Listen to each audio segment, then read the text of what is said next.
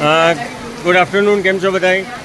હાલમાં હું કદમગીરી પર્વતના શિખર ઉપર છું.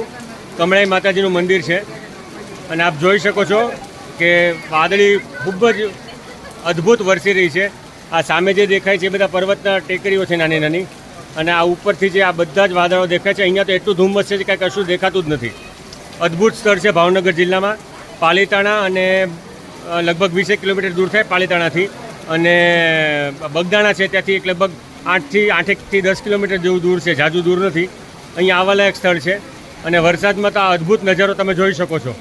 સામેના જે સ્થળો છે એ અહીંયા તો દેખાતા પણ નથી એવી દશામાં છીએ, અને ખૂબ જ પ્લેસ બહુ ખૂબ સરસ પ્લેસ છે. આ સામે વાદળાઓ વરસી રહ્યા છે, આ વાદળી વરસી રહી છે, તમે જોઈ શકો છો. અદ્ભુત પ્લેસ, આવવાલાયક જગ્યા. કમળાઈ માતાજીનું મંદિર છે. અહીંયા જે છે એ હોળી થતી હોય છે, કમળા હોળી, જેને કમળા ઉતાસણી કહેવાય, એ પ્લેસ છે. અને અહીંયા આ આખું સ્થળ છે. પબ્લિક સારી એવી છે, વરસાદમાં જ આવવાની આ સ્થળ છે. માતાજી થોડું ઘણું ચાલ્યા એટલે થાકી ગયા છે. જય શ્રી કૃષ્ણ કરજો.